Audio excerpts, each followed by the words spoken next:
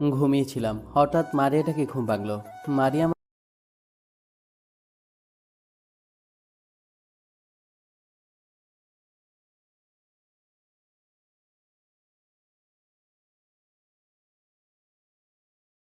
মারিয়া আমর কোলে শুয়ে শুয়ে আঙ্গুর খাচ্ছে।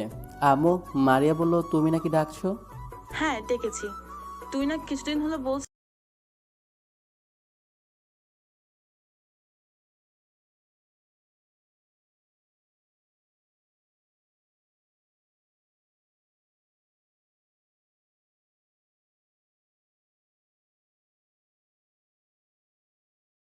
যাব। তোর আব্বু তোর যাওয়ার জন্য আজ বাসের টিকিট কেটে রাখছে। বাস সকাল 10টায় ছাড়বে। টিকিট কেটে রেখেছে? আচ্ছা, আমি রেডি হয়ে আসছি, তুমি খাবার বেড়ে দাও। হ্যালো গাইস, আগে আমার পরিচয়টা দিয়ে নিই। আমি মোহাম্মদ শাওন ইসলাম, এবার ইন্টার ফার্স্ট ইয়ারের ছাত্র। আমি প্রায় অনেকদিন হলো মামার বাড়ি যেতে চাইছি, কিন্তু বাপরার জন্য পারছি না। আমার বাবা একজন ব্যবসায়ী। আমরা একক পরিবার, ঢাকায় একটা দোতলা বাড়িতে থাকি। বাড়িটা আমার বাবার। তো কী যেন বলছিলাম, হ্যাঁ মনে পড়েছে। আমার আব্বু বলে আমি নাকি মামার বাড়িতে গেলে সেখানকার মেয়েদের সাথে টাঙ্কি মারি। আচ্ছা, এই টাঙ্কি জিনিসটা আবার কি? তাই আব্বু বলেছে এখন যেতে দেবে না, কিছুদিন পরেই সবাই একসাথে যাব। আরে আব্বু তো আর বোঝে না আমি শুধু একটা মেয়েকে পছন্দ করি, আর তাকে দেখার জন্যই মামার বাড়িতে যেতে যাচ্ছি। তাকে কতদিন হলো দেখি না। অনেক হলো, এবার চলেন গল্পে ফিরি। আমি তাড়াতাড়ি রেডি হয়ে এসে নাস্তা করলাম। আমার যেন সময় আর কাটছে না তাকে ছাড়া। তাই দ্রুত সম্ভব খাবার খেয়ে ব্যাগটা নিয়ে চলে আসলাম বাস স্ট্যান্ডে। এই রে, আমি যখন তাড়াহুড়ো করে খাচ্ছিলাম, আমও তখন কেমন করে যেন তাকিয়েছিল। মনে হচ্ছে আমার মনে কিছুটা সন্দেহ জেগেছে। তাতে আমার কি? কিছুক্ষণ পর বাস আসতেই দ্রুত উঠে আমার সিট খুঁজে নিয়ে বসে পড়লাম। এখন চিন্তা যানজটের। এদেশের ট্রাফিক জ্যাম আমাকে আমার ভালোবাসার কাছে পৌঁছাতে 100% বাধা দিবে, কিন্তু আমার যে আর সহ্য হচ্ছে না। তাকে কখন যে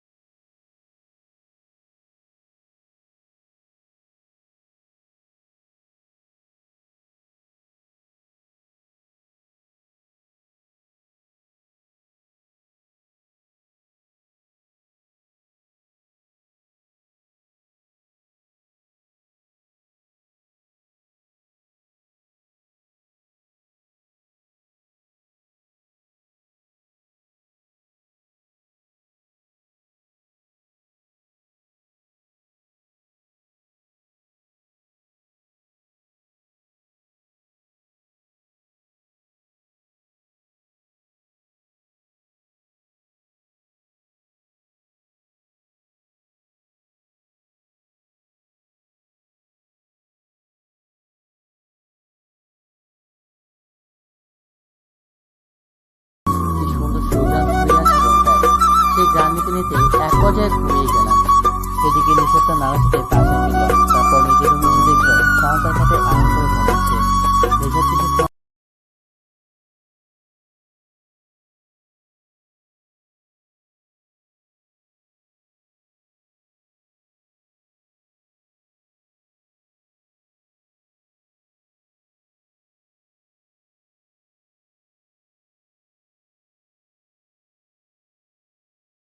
ছোট। আম্মু বলতো আমি নাকি ছোটবেলায় অনেক পাজি ছিলাম, সবসময় মারামারি করতাম। কিন্তু অবাক হওয়ার একটা কারণ হচ্ছে, ছোট থেকে এখনো পর্যন্ত নিশাতের গায়ে নাকি একটা ফুলের টোকাও দিইনি যাতে সে ব্যথা পায়। আর নিশা তো সে ছোট থেকেই আমার অভিভাবকের মতো দেখাশোনা করে। আমি বুঝি না ছোট থেকেই আমাদের একে অপরের প্রতি এতটা কেয়ার কেন। আমি কথাগুলো ভাবছি আর নিশাতকে মন ভরে দেখছি। ওই সে মেয়ে যার জন্য আমার এখানে আসা। আর আমার মোবাইলে অমূল্য সম্পদটা হচ্ছে নিশাতের কিছু পিক। নিশাত একজন পর্দাশীল মেয়ে, তাই তার পিকগুলো অমূল্য। প্রায় অনেকটা সময় পেরিয়ে গেছে, কিন্তু তার ঘুমটা ভাঙছে না। হঠাৎ নিশাত তার চোখ হাত দিয়ে ঢলতে ঢলতে উঠে বসলো। আমার সেদিকে খেয়ালই নেই, আমি তো তাকে দেখার জন্য ধ্যানে বসেছি। ভাইয়া এভাবে তাকিয়ে কি দেখছো? দিলে তো হাতটা টুকরো করে। সরি শাওন। আবার ভাইয়া বলে খুব খারাপ হবে। সরি, এবার চলো। তুমি আসার পর থেকে এখনো কিছু খাওনি। তুমি খেয়েছো? তোমার এই অভ্যাসটা একটু চেঞ্জ করো তো। কখনো না। আচ্ছা নিশাত, একটা কথা বলবা? হ্যাঁ বলো। তুমি সেই ছোট থেকেই এমন কেন? আমরা যখন 3 থেকে 4 বছর বয়সে ছিলাম, ঠিক তখনও তুমি আমি না খেলে খেতে না, কিন্তু এটা কি করে সম্ভব? তুমি যে ছোটবেলায় এত মারামারি করতা, কিন্তু কখনো আমাকে একটা ফুলের টোকাও দেওনি, এটা কিভাবে করেছো? জানি না এমন কেন করেছি। আমিও জানি না কেন তুমি না খেলে খেতে পারি না। নিশাত, আমার না খুব ক্ষুধা লেগেছে। আমারও। তোমার আসার কথা শুনে দুপুরের খাবার খেতে পারিনি। চলো তাহলে খেয়ে নিই। তারপর দুজনে একসাথে খাবার টেবিলে বসলাম। মামি আমাকে খাবার দিতে যাবে, কিন্তু নিশাত তাকে আটকে দিল। এরপর নিজ হাতে আমার প্লেটে খাবার বেড়ে দিচ্ছে। মামি জানেন নিশাত প্রত্যেকবার এটাই করে, তাই তিনি কিছু মনে করেননি। খাবার শেষে নিশাতের রুম থেকে ব্যাগটা নিয়ে আমার রুমে এসে বিছানায় গা হিলিয়ে দিলাম। নিশাতের আমার প্রতি কেয়ার দিন দিন বেড়েই যাচ্ছে, যা আমার খুব ভালো লাগে। আমি একটা বিষয় ভেবে খুবই অবাক হই। এখন বুঝি আমরা একে অপরকে পছন্দ করি, কিন্তু যখন ছোট ছিলাম তখন তো আর এইসব জানা ছিল না। তাহলে আমাদের দুজনের প্রতি এত টান কী করেছিল? আমরা কি তাহলে জন্মের পর থেকেই একে অপরকে ভালোবাসি নাকি? যদিও নিশাদকে বলিনি আমি তাকে খুব খুব ভালোবাসি। এই ফিলিংসটা আমি কিছুদিন আগে অনুভব করেছি, তাই তো তার ভালোবাসার টানে চলে এলাম মামার বাড়ি, অবশ্য শ্বশুরবাড়ি বলা যায়। পরের দিন সকালে মামার সাথে বাজারে আসলাম। আমি এখানে আসলেই প্রতিদিন মামার সাথে বাজারে আসি। মামা বাজার শেষে শাকসবজি আর আমার পছন্দের একটা বড় পাঙ্গাস নিল। তারপর নিশাত আর আমার পছন্দের তেলে ভাজা গরম গরম সিঙ্গারা নিলাম। এগুলো নিশাতের খুব প্রিয়, কিন্তু আমার জন্য খেতে পারে না। আমি একবার তাকে বলেছিলাম, তুমি প্রতিদিন এভাবে তেলে ভাজা খেলে মোটো হয়ে যাবা, তখন তোমার বর তোমাকে মুটকি বলে খেপাবে। আমার এই কথায় নিশাত তেলে ভাজা খাওয়া একদম অফ করে দিয়েছে। সে ভেবেছে আমার মোটকি মেয়ে পছন্দ নয়, তাই এসব আর খায় না। আমরা বাজার করা শেষ হলে মা বাগনে বাজার এক দোকান থেকে কাঁচামরিচের সাথে গরম গরম মালপোয়া খেলাম। মালপোয়া মামার ফেভারিট, অবশ্য আমারও বেশ ভালোই লাগে। বাজার থেকে এসে মামির হাতে ব্যাগ দিয়ে চলে আসলাম নিশাতের সামনে। নানা নানি নাকি বড় খালার বাসায় গেছে কিছুদিন আগে, তাই বাইরে শুধু মামা মামি, নিশাত আর আমি আছি। আমি মুচকে এসে বললাম, আজ পাগলিটা সিঙ্গারা পেয়ে খুব খুশি হবে। দরজা ঠেলে নিশাতের রুমে ঢুকিয়ে দেখি নিশাত আনমনা হয়ে বিছানায় শুয়ে আছে। আমার উপস্থিতি টের পেয়েই শোয়া থেকে উঠে বসলো। এত আনমনা হয়ে কার কথা ভাবছো? কই, আমি আবার কার কথা ভাববো? হ্যাঁ ঠিক বলছো, তোমার ভাবনার মধ্যে কেউ আছে নাকি? আমি পেছন থেকে সিঙ্গারার প্যাকেটটা সামনে নিয়ে বললাম, সারপ্রাইজ। নিশাত আমার কথায় তাকিয়ে দেখে সিঙ্গারা, সাথে সাথে সো মেরে প্যাকেটটা নিয়ে নেয়। তারপর সেই কথাটা মনে পড়তেই আবার প্যাকেটটা ফিরিয়ে দিল। কি হলো, খাবে না? তোমার জন্য বাজার থেকে গরম তেলে ভাজা সিঙ্গারাগুলো নিয়ে আসি। না খাবো না, এগুলো খেলে তো আমি মোটা হয়ে যাব। ওহো, তাহলে আমার বলা সেই কথাটার জন্য খাচ্ছ না? আরে বোকা নিশাত, তুমি তো প্রতিদিনই মামাকে দিয়ে সিঙ্গারা এনে খেতে। প্রতিদিন এইসব খেলে তোমার শরীর খারাপ হবে, তাই বলেছি এসব খেলে তুমি মোটা হয়ে যাবা। তুমি এখন খেতে পারো। এবার নিশাত আমার হাত থেকে সিঙ্গারের প্যাকেটটি নিয়ে নিল। তারপর আমি ওকে উদ্দেশ্য করে বললাম, মাঝে মাঝে এইগুলো খেলে আমি কিন্তু বউকে মোটকি বলবো না। এবার নিশাত কথাটা শুনে লজ্জায় প্যাকেটটার দিকে তাকিয়ে রইল। এদিকে আমি তার লজ্জা মাখা মুখটা দেখে কনফার্ম হলাম সে মনে মনে আমাকে নিজের বর ভাবে। আমি এবার নিশাতকে বললাম, সিঙ্গারাগুলো কি একাই খাবা, না এই বাচ্চাটার কপালে কিছু জুটবে? আমার কথায় নিশাত একটি সিঙ্গারা আমার দিকে এগিয়ে দিল। আমি তার হাতে থাকা অবস্থায় সিঙ্গারা অর্ধেকটা মুখে পুরে নিলাম, যা দেখে নিশাতের মুখে একটা মুচকি হাসির ঝলক দেখা দিল। আমি মুচকি হেসে নিজের রুমে চলে এলাম। আসার সময় দরজার আড়াল থেকে লক্ষ্য করলাম আমার আধা খাওয়া সিঙ্গারাটা তার মুখের কাছে এনে মুচকি হেসে খেয়ে নিল। আর একসাথে আমার যত চিন্তা ছিল তার কবর দিয়ে দিলাম। কারণটা হতো আপনারা বুঝেই গেছেন। সকাল 10টার সময় নানানি সহ বড় খালা সবাই আসলো। তাদের সাথে কৌশল বিনিময় করে খালাতোর বাড়িতে নিয়ে বাড়ির পেছনের দিকে আম গাছটার নিচে মাচা পাতা আছে, সেখানে গিয়ে বসলাম। আমার নানা বাড়ির চারপাশে টিনের বেড়া, বাড়িটা বেশ বড়। আমরা বসে বসে গল্প করছি। এমন সময় নিশাত আমার পাশে এসে বসলো। আমি বসে বসে পেয়ারা খাচ্ছি। অর্ধেক খেয়ে ছানিকে বললাম, আমার বড় খালার 2 ছেলে, বড় সাব্বির আর ছোট সানি। সানি, পেয়ারা খাবি? খাবো। তারপর ওকে দিতে যাব, তার আগে নিশাত কেড়ে নিল। নিশাত, এটা কি হচ্ছে? কই কিছু না তো। সানি, তুই তোর ভাইয়ার এটো পেয়ারা খাবি নাকি পুরোটা খাবি? পুরোটা খাবো। এই বলে নিশাত আমার খাওয়া পেয়ারাটা খেতে শুরু করলো। আমি মুগ্ধ নয়নে তাকে দেখে চলেছি। আমার এটা খাওয়ার জন্য ভালোই বুদ্ধি খাটিয়েছি দেখছি। নিশাত পেয়ারাটা খেয়ে আমার দিকে আর চোখে তাকিয়ে লক্ষ্য করলো আমি তাকে দেখছি। আমার বিষয়টা নজরে আসতেই চোখ দুটো নামিয়ে নিই। অনেকক্ষণ খালাতো মামাতো ভাই বোনের সাথে গল্প করে রুমে চলে আসলাম। আরে সে আমার মামাতো বোন হতে যাবে কেন, সে তো আমার ফিউচার বউ হবে। রুমে এসে দেখি রুমটা খুব সুন্দরভাবে গোছানো। জানি এই কাজটা নিশাতের। বিকেলে নিশাত বলল তার সাথে ঘুরতে যেতে হবে। আমি মনে মনে এটাই চেয়েছিলাম। আমরা দুজন পাশাপাশি হেঁটে চলেছি। এক অদ্ভুত ভালো লাগা কাজ করছে আমার মনে। নিশাতকে নিয়ে অনেকক্ষণ ঘুরে বেড়ালাম। সন্ধ্যার দিকে বাসায় ফিরে সবার সাথে আড্ডায় মেতে উঠলাম। কিন্তু এদের মতিগতি কেমন যেন সন্দেহজনক। আর সবাই মিলে আমাদের পেছনে লেগেছে। আমাদের বলতে বুঝতে চাচ্ছি আমি আর নিশাত। সবার সাথে পেরে উঠতে না পেরে চলে আসলাম রুমে। আমার দেখা দেখি নিশাত তার রুমে চলে গেল। পরের দিন সকালে মামি বলল, নিশাতের কলেজে নাকি একটা জরুরি কাজ আছে, তুমি নিশাতের সাথে যাও। তুমি না ওদের কলেজে দেখতে চাইছিলা? জি মামি, আমি যাবো নিশাতের সাথে। নিশাত আমার যাওয়ার কথা শুনে মুচকি এসে তার রুমে রেডি হতে চলে গেল। 10 মিনিট পর একটা কালো বোরকা, হাতে মোজা এবং মাথায় হিজাব পরে আমার কাছে আসলো। আমরা বাড়ি থেকে বের হচ্ছি, এমন সময় মামার সাথে দেখা। শাওন, তোরা কোথায় যাচ্ছিস? মামা, আমি নিশাতের কলেজে যাচ্ছি। এই নে চাবি, রাস্তায় আমার বাইক রাখা আছে, সেটা নিয়ে যা। আচ্ছা মামা, অনেকদিন হলো বাইক চালাইনি। সাবধানে যাস। আর শোন, হ্যাঁ মামা, বলো। এই নে বাইকে 3 লিটার পেট্রোল ভরে নিস। এই বলে আমার হাতে একটা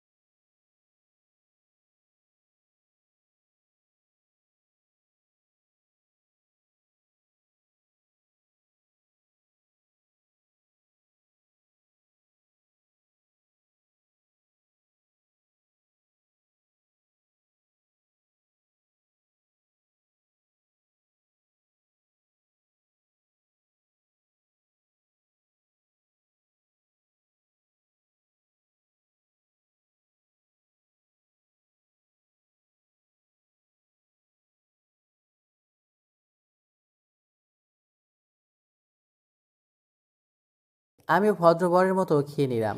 তারপর নিশাত নিজেই খাচ্ছে, আমাকে আর একবারও দিল না। নিশাতের বানানো সেমাই, মায়ের পরে তার রান্না করা সেমাই আমার ফেভারিট, কিন্তু আজ মনে হয় আমার ভাগ্যবিধাতা এক চামচই লিখে রেখেছেন, তাই এতেই সন্তুষ্ট থাকি। নিশাত পুরো বাটিটা শেষ করে আমার দিকে তাকালো, তারপর টেবিলে রাখা আরেকটা বাটি এনে আমার হাতে দিল। কি ভাবছো? তোমার জন্যই বানিয়েছি। আমি জানি আমার বানানোর সেমাই তুমি খুব পছন্দ করো, যার জন্য বানালাম। তাকে রেখে আমি কি আর একা একাই সবটা খেতে পারি বলো? এগুলো তোমার জন্য।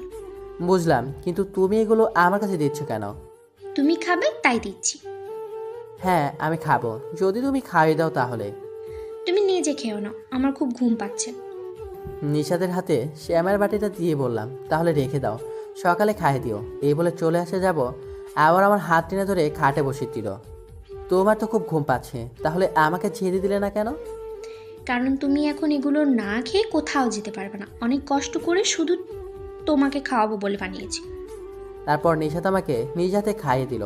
এবার যাও, আমি ঘুমাবো। বলছিলাম একটা লিপ কিস পেলে খুশি হতাম। উফ, দাঁড়াও, দিচ্ছি তোমার কিস। না থাক, জীবনে অনেক গুনাহের কাজ করেছি, এতে আমার অবস্থা শোচনীয়। যাও গিয়ে ঘুমাও, অনেক রাত হয়েছে। তোমার না রাতে খুব ঘুম পায়? পাই তো, কিন্তু আজ কেমন যেন রোমান্টিক মুডে আছি, তাই আমার ঘুম ব্লুটুথের সাহায্যে আমার কাছে ট্রান্সফার হয়ে গেছে। তাতে কি, আমার খুব ঘুম পাচ্ছে। তুমি নিজের রুমে গিয়ে বসে থাকো। আচ্ছা যাচ্ছি তো, এইভাবে বলছো কেন? কিছুদিন আগে তো আমরা একসাথে থেকেছি। তখন ছোট ছিলাম তাই থেকেছি। এই, তুমি যাবা এখন এখান থেকে? এই বলে নিশাতের রুম থেকে বেরিয়ে আমার রুমের দিকে যেতে লাগলাম। আজ যেন নিশাতের প্রতি আমার ভালোবাসাগুলো বহুগুণে বেড়ে গেছে। সকাল থেকে নিশাতকে একবারও দেখছি না। পাগলিটা যে কোথায় গেল, ওরে না দেখলে আমার মনটা ছটফট করে মরতে চায়। অনেক কষ্টে বাঁচিয়ে রেখেছি, মরে গেলে নিশাতকে কি দিব? আরে কি বলছি, আমার এই মনটা তো অনেক আগে নিশাতকে দিয়ে দিয়েছি। এখন এটা তার আমানত, আমি তো আর মনটাকে মেরে তার আমানতের খেয়ানত করতে পারি না। কিন্তু তাকে না দেখলে এই মনটা যে আর বাঁচতেই চায় না। তখনই মনে পড়ে গেল আমার ফোনে তো তার বেশ কিছু ছবি আছে। মনটাকে বাঁচাতে হলে এখন এটাই কাজে লাগাতে হবে। এর মাঝেই মামা আমার পাশে চেয়ারে এসে বসলো। এখন তার সামনে তার ওই একমাত্র রাজকন্যার পিক দেখি কি করে। শাওন, তুই কি আজ সকাল থেকে কাউকে খুব মিস করছিস? আমি মামার কথা শুনে থতমত খেয়ে গেলাম। কি বলছো মামা? আমি আবার সকাল থেকে কাকে মিস করব? কেন তুই নিশাতকে সকাল থেকে দেখতে না পেয়ে মিস করছিলিস না তাকে? হ্যাঁ তা একটু করছি। আমরা সকলেই তো জানি, সেই তোদের যখন 2 বছর বয়স তখন থেকেই তোরা একজন আরেকজনকে কতটা ভালোবাসিস। আমি এবার একটু অপ্রস্তুত হয়ে বললাম, ভালোবাসি মানে? হ্যাঁ, কেন? তুই তো সাব্বির, সানি, মারিয়ার থেকে নিশাতকে বেশি আদর করছিস। ওকে কোনোদিন কষ্ট দেসনি। এইবার বুঝলাম মামা আমাদের ভাই বোনের ভালোবাসার কথা বলছে। হ্যাঁ মামা, এটা তো ঠিকই, কিন্তু নিশাত কোথায় গেছে? সেই সকাল থেকে একবারও চোখে পড়লো না। এখন তো প্রায় 12টা বাজতে চললো।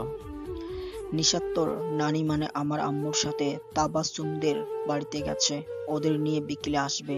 কি বলছো? ওরা মেজু খালার বাড়িতে গেছে? আমিও সেখানে যেতে চেয়েছিলাম। তাতে কি হয়েছে? আম্মু তোরে নিয়ে যেতে চাইছিল, আমি বারণ করেছি। কিন্তু কেন বারণ করেছো? আজ তোর আম্মু আব্বু মারিয়াও আসছে, আবির কিছুক্ষণের মধ্যে এসে যাবে। কিন্তু আব্বু তো কাজ আছে, তাই এখন আসতে পারবে না। দুলাভাইয়ের সব কাজ শেষ, আজ সবাই আসছে, তাই তুই, আমি আর আবির 3 মামা ভাগ্নে একসাথেই মাছ ধরতে যাব। আচ্ছা মামা, ভাইয়া কখন আসে? কথাটা বলতেই ভাই এসে দাঁড়ালো। শাওন, আমি এসে গেছি, তোরা বস, আমি চেঞ্জ করে আনছি। আজ 2 ভাই আর মামা মিলে মাছ ধরতে যাব। এদিকে আমি আর মামা মাছ ধরতে যা যা রাখবে সব গোছে নিলাম। তারপর দেখি নানাও এদিকে আসে। শাওন, আমি যাব তোদের সাথে। আব্বু, তোমার না শরীর খারাপ? তুমি বাড়িতে থাকো, আমরা যাচ্ছি তো। না, আমিও যাব। নানা যে পরিমাণে রাগী তাই আর মামা কিছু বলো না, অথচ নানা আমাদের সাথে কোনো সময় রাগ করে না। নানার মাছ ধরার ক্ষেত্রে অনেক অভিজ্ঞতা আছে। নানা যখন ছোট ছিল তখন অনেক বড় বড় মাছ ধরতো, যেমন বাগাই, গজার মাছ। আর ছোট মাছ তো বড় বড় খাঁচা ভরে মারতো। তাই বলে আমার নানাকে কেউ জেলে ভাববেন না। নানার শখ ছিল মাছ ধরা, যা এখনও বিদ্যমান আছে। আবির ভাইয়া আসতেই 4 জন মাছ ধরতে চলে আসলাম বিলে। তারপর একটা জায়গা বাদ দিয়ে পানি ছিঁচে শুকিয়ে নিলাম। এখন আমার কাছে হবে সবার ধরা মাছগুলো সংগ্রহ করে রাখা। আমি তো মাছ ধরতে পারি না, সেটা আপনারা ইতিমধ্যেই জেনে গেছেন। আজ আমরা চারজনে অনেকগুলো মাছ ধরে এনেছি। আমাদের সবারই ছোট মাছ অনেক পছন্দের, শুধুমাত্র সাব্বির ছাড়া। ওই শালায় কোনো কিছুই ভালো মতো খায় না, শুধু স্প্রিট, 7 আপ, কোকোলা এসব খেয়ে খেয়ে একদম চিকনালি হয়ে গেছে। আমরা মাছ ধরে বিকেলে বাড়ি ফিরে দেখি নিশাদটাও চলে এসেছে। আমি নিশাদকে দেখে তার দিকে রাগে লুকে তাকালাম, এতে নিশাদ কিছুটা ভয় পেয়েছে। তারপর মাছের পাত্রটা ওর কাছে নিয়ে দিয়ে বললাম আমার জন্য চাদা মাছের ঝোল রাখতে। এবার বোঝো আমাকে রেখে যাওয়া। আমি জানি আমার বলার জন্য নিশাদ নিজে চাদা মাছগুলো কেটে ধুয়ে নিজ হাতে রান্না করে দিবে। আমি যদি কখনো কিছু খেতে চাই সে নিজ হাতে পানি আনে। আমার সারা শরীর কাদা লেগে আছে, তাই বাড়ির পেছনে টিউবওয়েলের দিকে এগোচ্ছি। এসে দেখি ভাইয়া আর নানা একসাথে গোসল করছে, আর মামা কাদা মাখা অবস্থায় সেখানে দাঁড়িয়ে আছে। আমিও গিয়ে মামার পাশে দাঁড়ালাম। মামা, তুমি এভাবে দাঁড়িয়ে আছো কেন? আব্বু আর আবির একসাথে গোসল করেছে, তাই আমিও আমার ভাগ্নের জন্য অপেক্ষা করছিলাম। তার মানে এই পুরোটা আবার আমাদের আলাদা করে দিছে? ওই, একদম আমাকে বুড়ো বলবি না। আরে তুমি বুড়ো কেন হবে? বুড়ো তো ভাইয়া, তাই তো ও তোমার দলে। হ্যাঁ তাই তো, আমাকে আর মামাকে দাঁড় করে রেখেছো, ভালোই করেছো। আমরা তো যুবক, তাই তোমাদের মতো বুড়োর সাথে গোসল না করাই ভালো। ও রেগে দাঁত দাঁত চেপে বলল, শাওন। আবির থাম, ওরা এখনো ছোট। মামা দেখেছো, নানাও বলেছিল ভাইয়া বুড়ো। খুব রেগে গিয়ে বলল, দাঁড়া দেখাচ্ছি পুরো। কথাটা বলেই আমার দিকে তীরে আসলো। আমার আর পায়কে এক করে নিশাদের পেছনে এসে লোকালাম। শাওন কি করছো? সরো, মাছ কাটছি তো। আগে ভাইয়া যাক, তারপরে সরে যাব। মামি, বড় খালা, মেজো খালা, নানি আর নিশাদ বসে বসে মাছ কাটছে। আমি দৌড়ে এসে নিশাদের পেছনে লুকিয়ে পড়েছি। তার মাঝে সারা শরীরে সাবান মেখে ভাইয়া এসে দাঁড়ালো, যা দেখে আমি ছাড়া সবাই হা হয়ে গেছে। তারপর সবাই হাসতে লাগলো, আর ভাইয়া আমার লজ্জায় পড়ে গেল। আমাকে উদ্দেশ্য করে বলল পরে দেখে নেবে। এরপর ভাইয়া চলে যেতেই যে যার কাজে ব্যস্ত, শুধু নিশাদ ছাড়া। সে আমার দিকে চোখ বড় বড় করে তাকিয়ে আছে। আমি তার এভাবে তাকিয়ে থাকা দেখে জিজ্ঞেস করলাম তার এইভাবে তাকিয়ে থাকার কারণটা কি। তুমি কাদামাখা শরীর এখানে কি করছো? আর ভাইয়া তোমার উপরে রেগে আছে কেন? সেটা পরে বলবো, আগে তো তুমি আমাকে চাদা মাছের ঝোল খাও। আমার কথা শুনে নিশাত রাগে চোখে তাকালো, তারপর মাছ কাটতে বিজি হয়ে গেল। আজ বুঝলাম না, আমাকে এইভাবে দেখে কেউ কিছু বলো না। অন্যদিন হলে আমাকে প্যারায় প্যারায় প্যারাময় করে ফেলতো। যাক, আমার জন্য ভালোই হয়েছে। তাড়াতাড়ি গিয়ে গোসল করি, তারপর নিশাতে রান্না করা চাদা মাছের ঝোল। জিভ পানি চলে আসছে। পানিটুকু সুরুত করে গিলে নিলাম। মুখে লালা নাকি হজমে সাহায্য করে, ওষুধ না খেয়েই ভালো হজম হবে, তাই আর ফেললাম না। মামার সাথে গোসল করে রুমে এসে শুয়ে শুয়ে নিশাতের জন্য অপেক্ষা করছি। তখনই মনে হলো আব্বুকে একটা কল দিই, তাই ফোনটা হাতে নিয়ে কল দিলাম আব্বুর নাম্বারে। আসসালামু আলাইকুম শাওন। ওয়ালাইকুম আসসালাম। আব্বু, তোমরা কোন পর্যন্ত আসছো? আমরা টাঙ্গাইলের কাছাকাছি আছি, আবির আসছে ওখানে। হ্যাঁ আব্বু, ভাইয়া তো দুপুরে আসে। তারপর আমি, ভাইয়া, মামার নানা মিলে মাছ ধরতে গিয়েছিলাম। আচ্ছা এখন রাখি, এসে কথা বলবো। আচ্ছা আব্বু, আল্লাহ হাফেজ। এই বলে কলটা কেটে দিলাম। কিছুক্ষণ পর নিশাত একটা বাটিতে করে খাবার নিয়ে আমার রুমে আসলো। তারপর দরজাটা লাগিয়ে বিছানায় বসে বাটিটা খাটের উপর রাখলো। বাটিতে চাদা মাছের ঝোল আর ভাত। উফ, ইচ্ছে করছে ওকে একটা কিস দেই, কিন্তু এই বিয়েটাই একমাত্র বাধা। কি ব্যাপার, দরজা বন্ধ করলে কেন? আমি কিন্তু নিশাতেই খেতাম। নিশাত আমার কথাটা শুনে দরজা খোলার জন্য উঠে দাঁড়াতেই তাকে একটানে আমার কোলে বসিয়ে দিয়ে বললাম, আরে যাচ্ছ কই? তোমার ইচ্ছে হয়েছে আমাকে নিজ হাতে খাওয়ানোর, তাহলে না খাই কই যাও? ছাড়ো এসব, কি হচ্ছে? আমি কি তোমার বউ নাকি যেভাবে কোলে নিচ্ছ? বউ হলে তো আরো অনেক কিছুই করতাম। কি কি করতা? অনেক কিছুই। আগে বিয়েটা হোক, তারপর সব একেবারে লাইভ দেখতে পারবা। নিশাত লজ্জায় আমার কোল থেকে উঠে গেলে আমি তাকে আটকে দিলাম। দেখলাম এবার তার লজ্জার পরিমাণ আরও বেড়ে গেল। ওদিকে চাদা মাছগুলো আমার পেটে যাবার জন্য লাফালাফি শুরু করে দিয়েছে। ও সরি, ওরা তো আর বেঁচেই নেই, তাহলে কিভাবে লাফাবে? বলছি তোমার লজ্জা পাওয়া হয়ে গেলে এবার আমাকে খাইয়ে দাও, খুব ক্ষুধা লেগেছে। অতঃপর নিশাত হাত ধুয়ে আমাকে খাইয়ে দিচ্ছে। আমি কিন্তু এতটা স্বার্থপর নই। বউ কষ্ট করে রান্না করে আনবে আর আমি একাই সব গিলবো? এই নাও, হা করো। আমি না খেলে তুমিও খাও না, এবার খেয়ে নাও। এখন দুজন দুজনকে খাইয়ে দিচ্ছি। খাওয়া শেষ হতেই নিশাত খাবারের প্লেট নিয়ে চলে যেতে লাগলো। আমিও তার পিছু পিছু এসে তার রুমের সামনেটায় দাঁড়ালাম। কিছুক্ষণ পর নিশাত লজ্জামাখা মুখ নিয়ে রুমের দিকে দৌড়ে আসলো। কি হয়েছে? কে আবার এইভাবে তোমাকে লজ্জায় ফেললো? বরফুপি, তার কথায় আমি খুব অবাক হয়ে বললাম, আম্মু, কিন্তু কিছুক্ষণ আগেই তো আব্বু বললো তারা নাকি টাঙ্গাইলের কাছাকাছি আছে। ফুপানা বললেন তারা আরো 8 ঘন্টা আগে আসছে। তাহলে আব্বু আমাকে মিথ্যা বললো, কিন্তু এতে তোমার লজ্জা পাওয়ার কি সম্পর্ক? কারণ ওনারা আমাদের কি বিয়ে নিয়ে কথা বলছে। কি বলছো তুমি? সত্যি বলছো? হুম। চলো তো দেখি সবাই কি বলছে।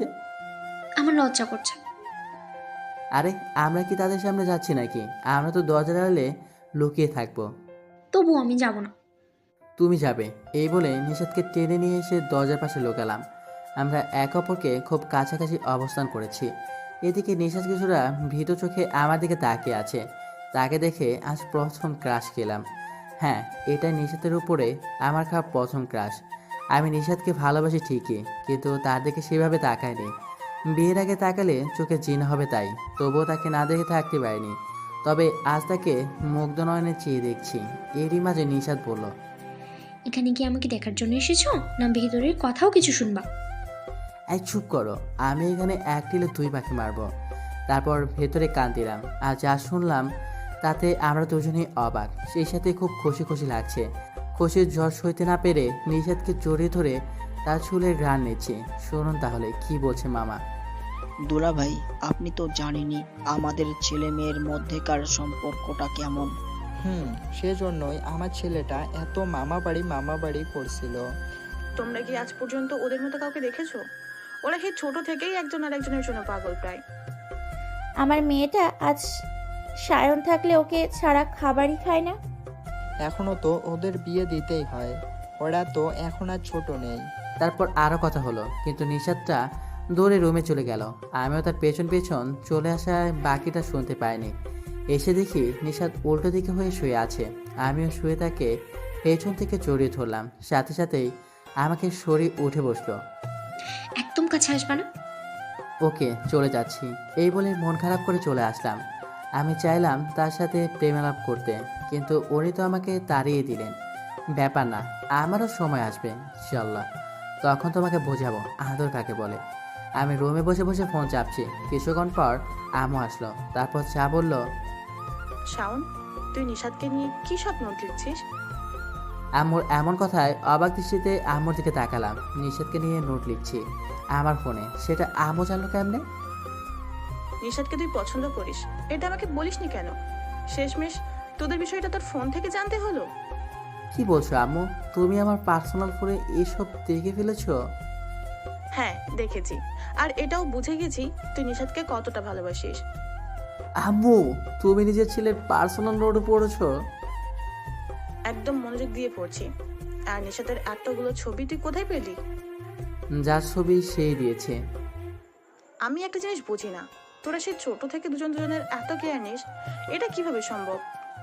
আম্মু, তুমি কিন্তু কাজটা ঠিক করনি। আমার পার্সোনাল বলে কিছুই রাখলে না। তোর আবার কি পার্সোনাল? সবে মাত্র ইন্টারে পড়িস, এখনই এসব? আম্মু, তুমি যাও তো, আমি এখন ঘুমাবো। আচ্ছা ঘুমা। আর শুনে রাখ, 10 দিন পর তোরা নিশাতের বিয়ে। আম্মু, কি বলছো? এত তাড়াতাড়ি বিয়ে? কোথায় ভাবলাম মামাতো বোনের সাথে প্রেম করে তারপর দুজনে লাভ ম্যারেজ করব। কিন্তু তোমরা আমাদের বিয়ে দিয়ে দিচ্ছ। কেন বিয়ের পর প্রেম করবি? আর তোরা তো লাভ ম্যারেজই করছিস। সেটা আর করতে পারছি কোথায়? লাভ মানে কি? লাভ মানে ভালোবাসা, এছাড়া কিছু থাকলে আমার জানা নাই। তোরা দুজন দুজনকে ভালোবাসিস? হ্যাঁ, তুমি তো সবই জানো। তোরা দুজন তো একজন আরেকজনকে ভালোবাসিস, আর কিছুদিন পর বিয়েও করছিস, তাহলে তো তোর লাভ ম্যারেজই হচ্ছে, তাই না? হ্যাঁ আম্মু, কিন্তু প্রেম? সেটা বিয়ের পর করবি। জানিস না ইসলামে প্রেম করা পুরোপুরি হারাম। বিয়ের পর প্রেম করলে গুনাহ হয় না, বরং বউকে ভালোবাসার কারণে সওয়াব পাবি। আম্মুর মুখে বউকে আদর করার কথা শুনে কেমন যেন লজ্জা লজ্জা লাগছে। তবু আম্মুকে বললাম, আমি তোমার কথায় রাজি। তুমি ঠিকই বলছো, প্রেম করে পাপ করা দরকার নাই। অনেক রাত হয়েছে, তুই ঘুমা। আমি তোর মামার সাথে কথা বলে তারপর ঘুমাবো। এই বলে আম্মু চলে গেল। আমিও পাড়ি দিলাম ঘুমের দেশে। নিষাদকে নিয়ে ঘুরে এলাম মেঘের পাড়ায়। যদি বৃষ্টি হোস চোখের দৃষ্টি হোস নিয়ে যাবো যে মেঘের পাড়ায়, কেউ কি জানে কোন সে টানে এই মন কেন তো পা বাড়ায়।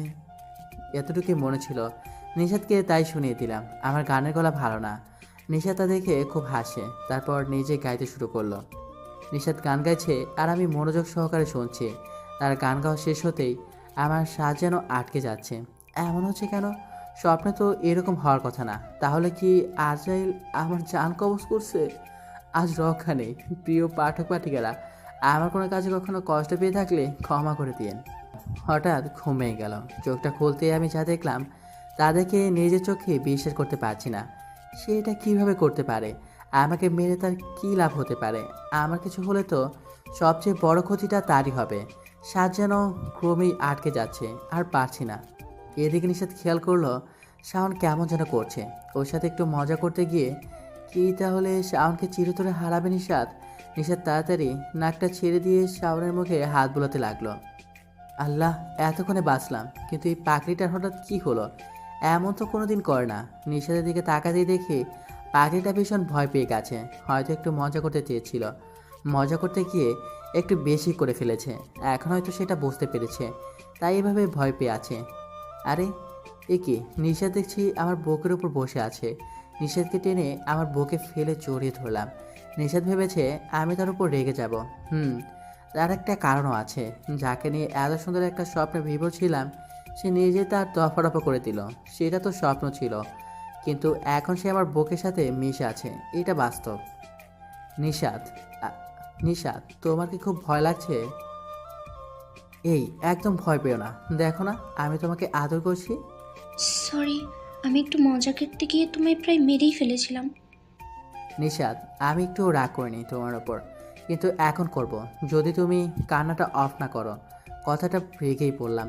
আমার কথায় নিষাদ কান্না বন্ধ করে চোখে লেগে থাকা পানিটুকু মুছে নিয়ে আমাকে জড়িয়ে ধরলো। আমিও তাকে জড়িয়ে ধরে তার কপালে একটি কিস দিলাম। এই, আমরা এসব কী করছি? আমাদের তো এখনো বিয়ে হয়নি। এবার নিষাদ ধরপড়ি উঠে বসলো, তারপর সরি বলে একবারে রুম থেকে বেরিয়ে গেল।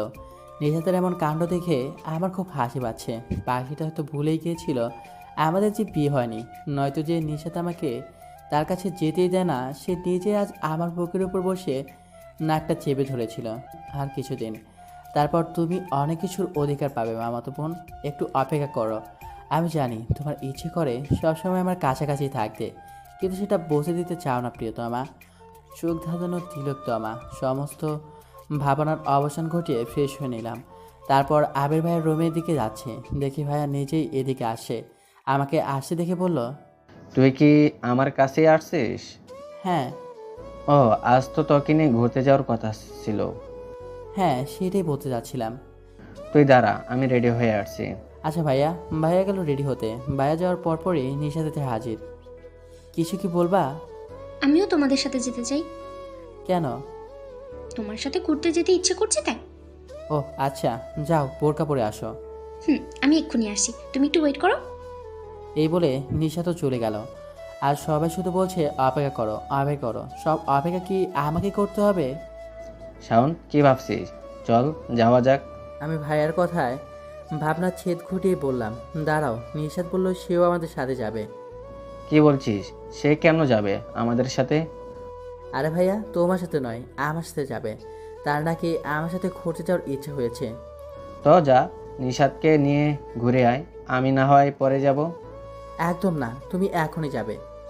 না ভাই, আমার ছোট ভাই আর আমার মামাতো বোনের প্রেম বড় ভাই হয়ে কিভাবে দেখি? ভাইয়া, আমি কি তার সাথে প্রেম করতে যাচ্ছি নাকি? সে আমাদের সাথে যেতে চেয়েছে, তাই আসতে বলেছি। সত্যি প্রেম করতে চাচ্ছিস না? তারপর নিশা সেখানে এলে আমরা দুই ভাই স্টপ হয়ে গেলাম। অতপর তিনজন আবু গাড়ি নিয়ে চলে এলাম ঘুরতে। এখানকার প্রাকৃতিক দৃশ্য দেখে আমরা সবাই মুগ্ধ। ভাইয়াকে বললাম আমার নিশাতে কিছু পিক তুলে দিতে। কথাটা বলতেই ভাইয়া আমাকে ইশারায় বলল, শাওন, এটা তো কথা ছিল না। আমিও তাকে বোঝালাম, ভাইয়া এটা কি প্রেম করছে নাকি? একটা সুন্দর জায়গায় আসছি, তাই কিছু পিক তুলে দিতে বলছি। ওকে যাও, দিতে হবে না। আমার মন খারাপ দেখে ভাইয়া বলল, তোরা এদিকটাই দাঁড়া, আমি পিক তুলে দিচ্ছি। ভাইয়ার কথা মতো আমরা সেই দিকটা গিয়ে দাঁড়ালাম।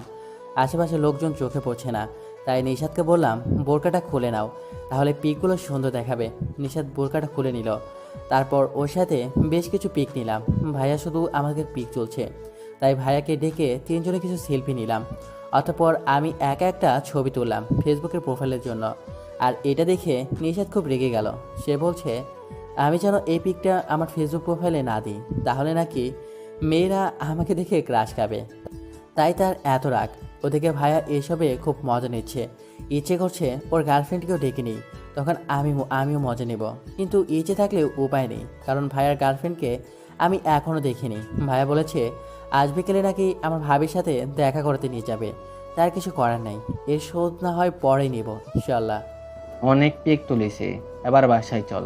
বিকেলে তোদেরকে নিয়ে এক জায়গায় যেতে চাইছি। আচ্ছা ভাইয়া।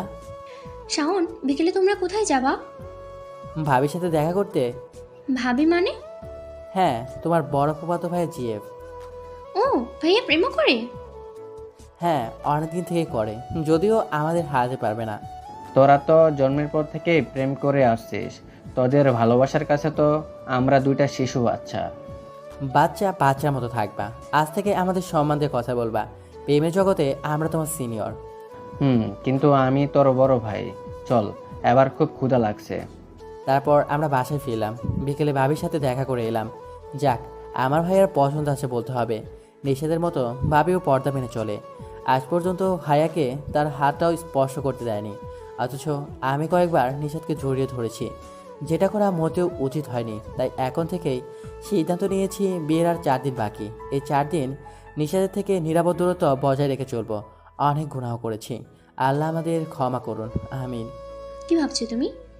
নিশাদ আমার পাশ গেছে, বিছানায় বসে কথাটা বলল। আমি সাথে সাথে সরে গিয়ে বসলাম। নিশাদ, আমাদের বিয়ে হওয়ার আগ পর্যন্ত আমার থেকে নিরাপদ দূরত্ব বজায় রাখবা। কথাটা শুনতেই নিশাদ ছলছল নয়নে আমার দিকে তাকালো। কিছুক্ষণ পর পানিটুকু তার গাল বেয়ে পড়তে শুরু করলো। তাই কোনো উপায় না পেয়ে বিয়ের আগে শেষবারের মতো তার কাছে গিয়ে চোখের পানিটুকু মুছে দিয়ে বললাম, নিশাদ, কিছুদিন হলো দেখছি তুমি কথায় কথায় কান্না করো। আমি কিন্তু এসব একদম পছন্দ করি না। তাহলে তোমার থেকে দূরে থাকতে বলছো কেন? আমি কি কোনো কারণে তোমাকে কষ্ট দিয়েছি, তাই তুমি এভাবে আমাকে কষ্ট দিচ্ছ? না নিশাদ, তুমি আমাকে কোনো কষ্ট দাওনি। আমি শুধু বলতে চেয়েছি আমার ভাইয়ের গার্লফ্রেন্ড, সেও তোমার মতো পর্দা মেনে চলে।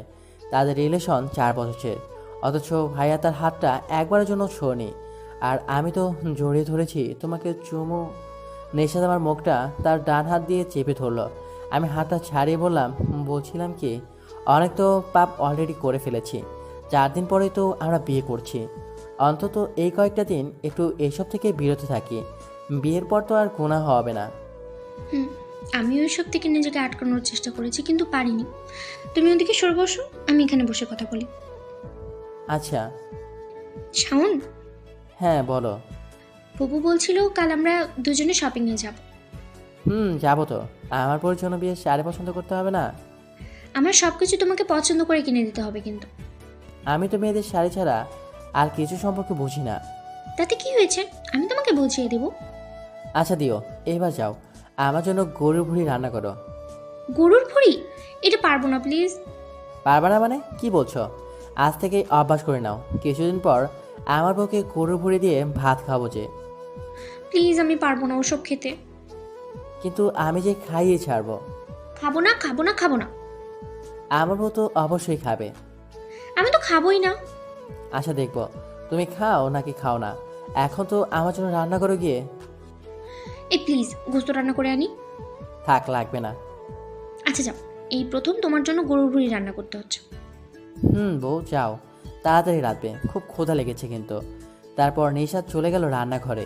ভুঁড়িটা অনেকেও রান্না করতেই পারতো, কিন্তু আমি যা খেতে চাই সবসময় নিশাদ নিজেই রান্না করে। যদি সেটা না পারে তাহলে মামি বলে দেয়, কিন্তু পুরো রান্নাটা নিশাদ নিজেই করে। ওর হাতে রান্নাটা যা টেস্ট, তাই তো আমি জেনে শুনেই নিশাদকে বলি এটা বানিয়ে আনো, ওটা বানিয়ে আনো, আর নিশাদও তাই করে। বিয়ের পর সুস্বাদু সব খাবারে ভরে যাবে আমার জীবন। কিন্তু ভাইয়ার আগে বিয়ে করাটা কেমন যেন দেখায়। আব্বুকে বলে দেখি যদি একসাথে 2 ভাইয়ের বিয়ে করিয়ে দেয়, তাহলে আর লোকে বলতে পারবে না বড় ভাই রেখে ছোট ভাই আগে বিয়ে করেছে। নিশাদ যতক্ষণ রান্না করছে আব্বুর সাথে ভাইয়ের বিয়ের কথাটা বলি গিয়ে। তাই আব্বু আমার রুমে চলে আসলাম। আমাকে দেখে আপু বলল, শাওন, হঠাৎ এই সময় আমাদের রুমে? আব্বু তোমার সাথে একটা বিষয়ে কথা বলতে আসলাম। বলো, বল কি বলবি? আব্বু, ভাইয়ের বিয়েটাও যদি আমাদের বিয়ের সাথে হয় তাহলে কেমন হয়? কিন্তু সেটা কিভাবে সম্ভব?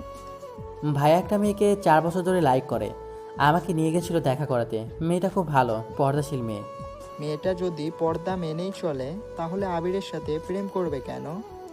আব্বু, প্রেম করে এটা ঠিক, কিন্তু ভাই এখনো তার হাতটাও একবারের জন্য স্পর্শ করেনি। আচ্ছা, আবিরকে বলে দেখি। আবিরকে আমার কাছে আসতে বল। ওকে আব্বু, আমি এক্ষুনি যাচ্ছি। আপুর রুম থেকে বেরিয়ে দেখি ভাইয়া অগ্নিদৃষ্টিতে আমাকে দেখছে। ভাইয়া, তুমি আমার উপর এতটা রেগে আছো কেন? আমি আবার কি করেছি? তুই আব্বুকে রিবার কথা কেন বলছিস? তুমি আমার বড় ভাই, তোমার আগে আমি বিয়ে করছি, এটা জেনে লোকে কি বলবে?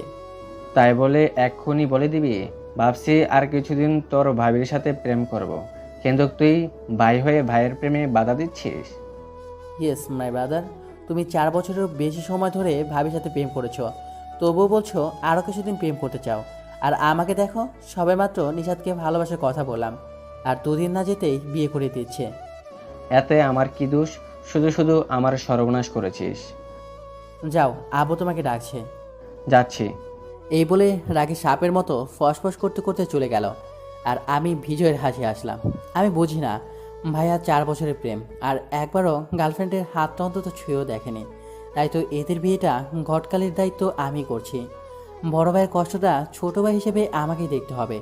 এসব ভাবতে ভাবতে রুমে এসে দেখি নিশাদ খাবার নিয়ে বিছানায় বসে আছে। তার চোখে মুখে রাগের আভা ফুটে উঠেছে। মুখে রাগের আভা থাকায় তাকে দেখতে দারুণ লাগছে। ইচ্ছে করছে জড়িয়ে ধরে তার সারা মুখে ভালোবাসার পর সেঁকে দেয়, কিন্তু সেটা সম্ভব না। দূর, বিয়ের দিনটা আসতে কেন এত লেট করছে? আমার সময় যেন তাকে ছাড়া কোনোভাবেই কাছে না। আমি তার থেকে কিছুটা দূরত্ব বজায় রেখে বিছানায় বসলাম। তারপর সে আমায় খাবার বেড়ে দিয়ে চুপচাপ বসে রইল। আজ ওর কী হলো? আমার সাথে এখনো পর্যন্ত কোনো কথাই বললো না। কিছুক্ষণ হলো লক্ষ্য করছি সে মাঝে মাঝে আমার উপর অভিমান করে। যেখানে ভালোবাসা আছে সেখানে অভিমান থাকবেই, কিন্তু এখনও যে তার অভিমান ভাঙানোর অধিকারটা আমি পাইনি, তাই কিছু করতেও পারছি না। আমি জানি সে খাবারও খায়নি, তবে ও খুব ভালো মেয়ে। আমি যা বলি সবই অক্ষরে অক্ষরে পালন করে। এই সুযোগটা কাজে লাগিয়ে নিশাদকে বললাম খাবার খেতে। সে আমার কথা মতো খেয়ে নিল। সে কিন্তু ভুঁড়ি দিয়ে খায়নি, তার সাথে মাছ ভাজিও এনেছিল, তা দিয়ে চুপচাপ খেয়ে নিল। আমি বুঝি না, মাত্র কয়েক মিনিট লেট করেছি বলে এতটা অভিমান। আমার খাওয়া শেষ হলে নিশাদ চলে গেল। যাওয়ার সময় আমার মন চিন্তামগ্ন ভাব দেখে মুচকি আসলো। ও, তার মানে এতক্ষণ আমার সাথে মজা নিচ্ছ? এর শাস্তি হিসেবে বিয়ের পর তোমাকে ভুঁড়ির জল দিয়ে ভাত মেখে খাওয়াবো। কি? ভুড়ি চোল? হ্যাঁ গো। হ্যাঁ, তুমি যাই করো না কেন, আমি কোনোভাবেই গরুর ভুড়ি খাবো না। ছি, ভুড়িতে গোবর ভরা থাকে, ওসব তুমি খাও কি করে? একবার খেলে তুমিও খেতে চাইবে। আমি খাওয়া তো ধরে থাক, ভুড়ির ধারের কাছেই যাব না। ওকে, আমিও দেখব। যদি তোমাকে ভুঁড়ি দিয়ে ভাত মেখে না খাওয়াতে পারি তো আমার নাম শাওন না। আর ইনশাল্লাহ আমি এটা পারবো। আচ্ছা, তোমাকে তাহলে কি করে ডাকবো? কারণ তখন তো তোমার শাওন নামটা আর থাকবে না। দেখা যাবে। আর হ্যাঁ, যদি আমি হেরে যাই তাহলে আমাকে অন্তর বলে ডাকবা। এত নাম থাকতে অন্তর কেন? কারণ এটা আমার ডাক নাম, তাই। এটা কেমন হলো? কোনটা কেমন হলো? তুমি শাওন নামটা বদলে তোমারই ডাক নাম দিলে।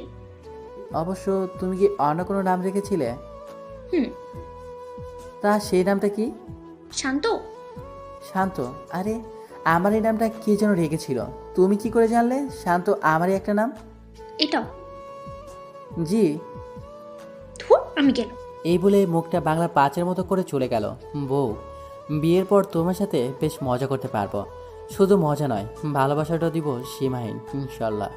আজ আমি, ভাইয়া, আবু, নানা, মামা আর মামি যাচ্ছি রিপা ভাবিদের বাড়িতে ভাইয়ার বিয়ের ব্যাপারে কথা বলতে। নিশাদ আমাদের সাথে যেতে চেয়েছিল। এতগুলো মানুষ একসাথে গেলে তারা কি ভাববে, তাই তাকে রেখে আসছি। পাগলিটা আমার ওপর আবারও অভিমান করে আছে। আমি আসতে চাইনি, ভাই আমাকে জোর করে নিয়ে যাচ্ছে। এর কারণও আছে। আমি গেলে ভাইয়ের কোনো কথা থাকলে বলতে পারবে, যা সিনিয়র সিটিজেনদের বলতে পারবে না। আমরা প্রায় 1 ঘন্টা জার্নি করে ভাবিদের বাসায় পৌঁছালাম। ভাবিদের বাড়িটা দেখে মনে হচ্ছে তাদের আর্থিক অবস্থাটা আমাদের মতোই, তবে বাড়িটা বেশ সুন্দর করে সাজানো গোছানো। আমরা বাড়ির ভেতরে ঢুকতেই একজন ভদ্রলোক এসে আব্বুকে সালাম দিল। তারপর সবাই গিয়ে সোফায় বসলাম। অতঃপর বুঝতে পারলাম এটা আমার তালই মশাই। কিছুক্ষণ পর ভাবিকে আনা হলো। ভাবিকে দেখতে খুব সুন্দর। আমার ভাইয়া যে এত সুন্দর পছন্দ হতে পারে আগে জানতাম না। যাই হোক, সবারই ভাবিকে পছন্দ হয়েছে। তারপর বিয়ের তারিখ দেওয়া হলো 3 দিন পর, তার মানে আমাদের 2 ভাইয়ের বিয়ে একই দিনে। বিয়ের আয়োজন করা হবে একটি রিসোর্টে। এর কারণ হচ্ছে ভাবি থাকবে তাদের বাসায় আর নিশা থাকবে ওদের বাসায়।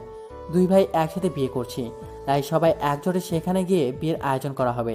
তারপর সবাই খাওয়া দাওয়া শেষে বেরিয়ে পড়লাম মামার বাড়ির উদ্দেশ্যে। বাড়ি এসে শুনে নিশা সকাল থেকে কিচ্ছু খায়নি। আমি তো ভুলেই গিয়েছিলাম আমি এখানে না থাকলে, আমি না খেলে নিশাত কখনো খায় না। একে নিয়ে যে কী করি। 1 প্লেট খাবার নিয়ে নিশাতের রুমে আসলাম। এসে দেখি নিশাত বিছানায় শুয়ে শুয়ে এপাশ ওপাশ করছে। নিশ্চয়ই ওর খুব ক্ষুধা লেগেছে। এখন দুপুর প্রায় 12:30। আমি গিয়ে নিশাতকে ডাক দিলাম, কিন্তু সে শুনেও না শোনার ভান করে রইল। এবার একটু রাগে স্বরে বললাম, নিশাত, খাবার এনেছি, খেয়ে নাও। আমি খাবো না। তুমি খাবে তো খাবেই, সেই সাথে তোমার বড় খাবে। তাহলে আমার বর আগে খেয়ে নিক, ওনার খাওয়া শেষে আমি খাবো। কিন্তু আমি তো রিবা ভাবিদের বাসা থেকে খেয়ে আসি, এখন পেটে একটু জায়গা বেঁচে নেই, তাহলে এখন কি করে খাবো? জানি না, তুমি না খেলে আমিও খাবো না। নিশাত, এটা কিন্তু ভালো হচ্ছে না। আমি কিছুক্ষণ আগে খেলাম, তুমি কিছু খেয়ে নাও প্লিজ। তুমিই বললা আমি খাবো, তার সাথে আমার বড় খাবে, তাই বর না খেলে বউ এখন খাবে না। না, এর সাথে কথা বলে কোনো লাভ হবে না বলে মনে হচ্ছে না। আমি খেয়েছি তা তো মানছে না, আবার এখানেও খেতে হবে, তাই তো বতি করে ভাবিদের বাসায় কম করে খেয়ে আসি। আচ্ছা, আমি খাবো, তবে অল্প কিছু খাবো, বাকিটা তোমাকেই খেতে হবে। তাড়াতাড়ি খাও, আমার খুব ক্ষুধা লেগেছে। সেটা তো এসেই দেখলাম তুমি খুব বেশি পাগলামি করো। আমি কি বলে গেছি আমার জন্য না খেয়ে বসে অপেক্ষা করতে? আমি তো তোমারই পাগলি, তাই তোমার সাথেই পাগলামি করছি। পাগলি অনেক করেছো। এবার চুপচাপ খাবারটা খেয়ে নাও। এরপর যদি দেখি আমি কোথাও গেলে তুমি না খেয়ে আসো, সেদিন বাড়ি ফিরে তোমাকে ভুঁড়ি জল দিয়ে মেখে ভাত খাইয়ে দিব। সত্যি আমার পাগলিটা কিছুদিন হলো একটু বেশি পাগলামি করছে। তার পাগলামিগুলোতে আমার বেশ ভালোই লাগছে। এই, কি ভাবছো? ভাবছি কিভাবে তোমাকে গরুর ভুঁড়িটা খাওয়ানো যায়। নিশাদ কিছু না বলে আবারও মুখ ভ্যাংচালো। দাঁড়াও, তোমার মুখ ভ্যাংচানো বের করছি। নিশাদকে আর কে পায়, একদরে রুম থেকে বেরিয়ে গেল। আমি তা দেখে মৃদু হাসলাম। তারপর আমার রুমে গিয়ে লুঙ্গি গামছা নিয়ে চলে গেলাম গোসল করতে। নিশাদের সাথে দুষ্টু মিষ্টি খুনছুটিতে কেটে গেল আরও 2 দিন। আর সবাই রিসোর্টে যাওয়ার জন্য প্রস্তুতি নিচ্ছে। বিকেলে সবাই রিসোর্টে আসলাম। ভাবিরা আমাদের আগে এসে গেছে। তারপর 2 ভাইয়ের গায়ে হলুদ হয়ে গেল। আজ আমাদের বিয়ে, আজ আদরের মামাতো বোন আমার হবে। ভাবতেই এক অন্যরকম ভালো লাগা কাজ করছে। আর মামাতো বোন, এই কয়দিন তোমাকে একটাবারও জড়িয়ে ধরিনি। আমার বুকটা যেন শুধু মামাতো বোন করছে রে। আজ তোমাকে আদরে আদরে ভরিয়ে দেবো সোনা। আর কিছু ঘন্টা ওয়েট করো। এসব ভাবতেই শাওনের মুখে হাসির ঝলক দেখা দিল। এদিকে আমার ঘর কাটলো এসএন বাইরের ধাক্কায়, মানে আমার বন্ধুরা আর কি। এসএন মানে হচ্ছে শাওন নিশাদ, কিন্তু এটা তো ওদের বলা যায় না, তাহলে বুঝে নিত বন্ধুদের প্যারা কেমন। আমি ওদের সবার লিডার। এদের বলছি এসএন এর full meaning Shaon. Shaon S দিয়ে শুরু অ্যান্ড এন দিয়ে শেষ। আর এটাও সত্যি, একজন স্বামী সম্পূর্ণ হয় তার স্ত্রীকে পেয়ে, আর আমার নামটাও পূর্ণ হয় শাওনের এস নিশাতের এন দিয়ে। ওই হারামি, কই গেলি? মনে হয় ভাবির কাছে। ওই শালা থাম, আমি একটা নামের সিগারেট নিয়ে ভাবছি, যেটা তোরা কখনো ধরতেও পারবি না। কোন নাম বল, দেখি পারি কিনা। না রে, নামটা বলে তোরা বুঝে যাবি, এখন সে পরিস্থিতিটাই এমন। তোর ওইসব নাম টাম রাখ, আগে আমাদের খাওয়া। তোর জন্য সেই কাক পুকুরে না খেয়ে বসে আছি। এমনিতেই তোদের 3 দিন আগে আসার কথা ছিল, আসলে তোমার বিয়ের দাওয়াত খেতে, তো দুপুরে খেয়ে নিস। বন্ধুর বিয়েতে কাজ করার ভয়ে এখন আসিস, দুপুরে খেয়ে চলে যাবি। শাওন, আমরা তোর বিয়ের কাজ করব না, তাই আজ আসছি। হ্যাঁ, না হলে তোদের বলা মাত্র এসে যেতি, তাহলে আমাদের নিজেদের বিয়েতে এতটা খাটতে হতো না। এই নিজেদের বিয়েতে মানে? নিজেদের মানে আমার আর আবির ভাইয়ার। আগে বলিসনি কেন? আমরা ভাবলাম আবির ভাইয়া তো আছেই, তাই। তাই আমার ভাই একা খাটবে, আর তোরা আসবি, খাবি, তারপর চলে যাবি। যাবো মানে? আমরা তো তোদের 2 ভাইয়ের বিয়েতে 7 দিন কবজি ডুবিয়ে খাবো, তারপর যাওয়ার কথা ভেবে দেখবো। একদম না, তোরা দুপুরে সবার সাথে খেয়েই চলে যাবি। শাওন, তুই এইটা বলতে পারছিস? পারছি মানে আলবাত পারছি। প্লিজ দোস্ত মাফ করে দে, এই সোয়ানটার জন্যই এখানে আসতে পারেনি। শোয়ানোর জন্য নাকি কার জন্য সেটা জেনে আমার লাভ কি? আরে শুধু তোর নয়, বল আমাদের। মুনাফ, চুপ থাক। ওই মোনাপ কেন চুপ থাকবে? ওই তুই বল। তুই যেদিন আমাদের আসতে বললি সেদিন সুহান বৃষ্টিকে প্রপোজ করেছে, বৃষ্টি অ্যাকসেপ্ট করে নিছে। এবার বল, এদের এই শিশু রিলেশন হতে না হতে কিভাবে ওকে নিয়ে আসতে পারি? বুঝলাম, কিন্তু তোরা আমাকে এই বিষয়ে জানাসনি কেন? সুহান বলতে দেয়নি। আমি তো জেনেই গেলাম। সোহান টিটি রাখিস। আগে তোর বিয়ে, ও সরি, তোদের বিয়ে খেয়ে নেই, তারপর ঢাকায় গিয়ে ট্রিট দেব। মোনাপ শালারা ধর তো। আরে বললাম তো ঢাকায় গিয়ে দেব। সেটা না, তুই আমাদের বিয়ে খাবি বলছিস তার জন্য। ওই ওটা ধর। মোনাপরে চেপে ধরলো। আরে খেতে চাইছি বলে মারছিস? শালা তুই আমাদের বিয়ে খাবি? তোরে তো আমি মেরেই ফেলবো। এই তুই এমন করছিস কেন? একটু বুঝিয়ে বলতো। ও আসে বিয়ের দাওয়াত খেতে, শালায় বলে কি না বিয়ে খাবে। আরে গোস্ত আছে, পোলাও আছে, তার সাথে আছে সালাদও আছে, এছাড়া ডিম, মুরগির গোস্ত, বুটের ডাল, মুরগির রোস্ট ইত্যাদি। এগুলো আইটেম থাকতে তুই কি না আমাদের বিয়েটাই খেয়ে নিবি? শুনেছি তোর দাদারে নাকি লোকে রাক্ষসের দাঁতও বলে ডাকতো। তারা নিশ্চয়ই আন্দাজ করেছিল তুই বড় হয়ে একটা রাক্ষস হবি। আরে ভাই, অনেক বললি, এবার একটু দম নিয়ে নে, অনেক সময় পাবি এসব বলার, ইনশাল্লাহ। এদিকে আবির শাওনকে সেই কখন থেকে খুঁজছে। আজ ওদের বিয়ে, আর শাওনকে খুঁজেই পাওয়া যাচ্ছে না। অনেকে খোঁজাখুঁজির পর আবির দেখলো শাওন নিচে দাঁড়িয়ে সোহান আর মোনাফের সাথে কথা বলছে।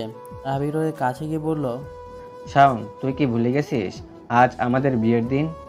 কি বলছো? আমি এবার এটা ভুলে যাব? এটা কখনোই পসিবল না। তাহলে এতক্ষণ যাবৎ এই অতিথিদের সাথে কি করছিস? ভাইয়া, এদের বলছিলাম অতিথি অতিথির মতো থাকতে, আসছে খাবে তারপর চলে যাবে, কিন্তু এরা বলছে 7 দিন থাকবে। আপনারা এসব কি বলছেন? অতিথিরা কখনো 7 দিন কোনো বিয়েতে থাকে নাকি? ভাই এতক্ষণ শাওন অনেক বলছে, তুমি অন্তত কিছু বলো না। বলবো না মানে? তোদের আমি আমার ছোট ভাই মনে করে তোরা থাকতে 3 দিন যাবৎ নিজের বিয়েতে খেটে যাচ্ছিস। ভাইয়া ছাড়ো তো, চলো গোসল ছেড়ে তৈরি হয়ে নেই। হ্যাঁ চল। আরে আমাদের দিকে একটু তাকা। এখন থেকে আমাদের বিয়ের বাকি সব কাজ তোদের। তার মানে বিয়ের কাজটাও আমরাই করছি? থ্যাঙ্কস দোস্ত, তোর মামাতো বোনকে আমার করে দেওয়ার জন্য। জুতা খাকিয়ে শালায় বলে কি আমার বউ নাকি ও নেবে।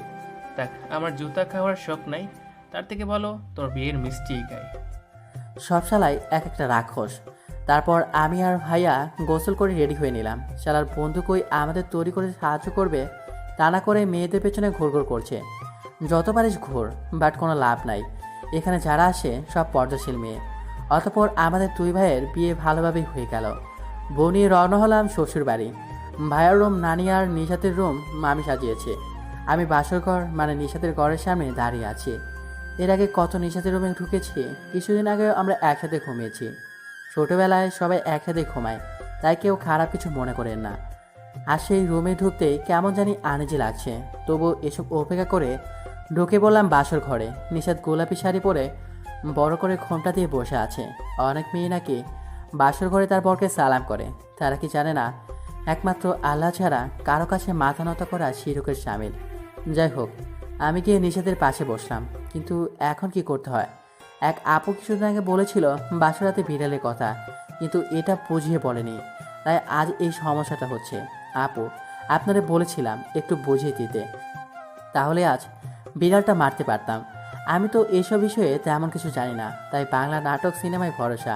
তাদের ফলো করে প্রথমে আস্তে আস্তে নিশাতের মুখ থেকে ঘোমটাটা সরালাম। এটা কি আমার সেই মামাতো বোন নিশাত? দেখে তো আমি ফিদা হয়ে গেলাম।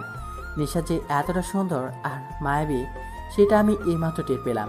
আগে পেলে এতদিন কি নাকি অঘটন হয়ে যেত কে জানে। আল্লাহ, তোমার লাখো লাখো শুকরিয়া আমাকে এত বড় একটা গোনার হাত থেকে বাঁচানোর জন্য। এদিকে আমি চুপ করে থাকায় নিশাতের ধৈর্যের বাদ ভাঙার উপক্রম। তাই ভাবাভাবি ছেড়ে নিশাতকে বুকে টেনে নিলাম। তারপর নিশাত মাথাটা তুলে লজ্জা মাখা চোখে আমার দিকে তাকালো, আর আমি তাকালাম তার ওই গোলাপের ঠোঁট জোড়ার দিকে। নিশাতের ঠোঁট দুটোতে কতটা মিশি থাকবে, যার এমন সুন্দর রূপ, ভালো রান্নার গুণ আর আমার প্রতি অপরন্ত ভালোবাসা। কিছু না ভেবে তার ওই দুটো ঠোঁটে আমার ঠোঁট দিয়ে আবদ্ধ করে নিলাম। সাথে সাথে আমাদের দুজনের শরীরে হাজার বোটে শখ খেয়ে কেঁপে উঠল। আমার বউ একজন পর্দাশীল নারী, তবু অনেকে দেখেছেন। এবার একটু চোখের পর্দাগুলো নামান। আচ্ছা, আমি নামিয়ে দিয়েছি। তারপর শুরু হলো ভালোবাসার কম্পিটিশন, যেখানে আমরা দুজন পার্টিসিপেট করেছি। পুরোদমে প্রতিযোগিতা চলছে, কিন্তু আমাদের একে অপরের প্রতি ভালোবাসা তো আর শেষ হবার নয়, তাই এর ফলাফল জানানো যাচ্ছে না। সবাই ভালো থাকবেন আর আমাদের জন্য দোয়া করবেন। এই প্রতিযোগিতা যেন তার আপন গতিতে চলতে পারে।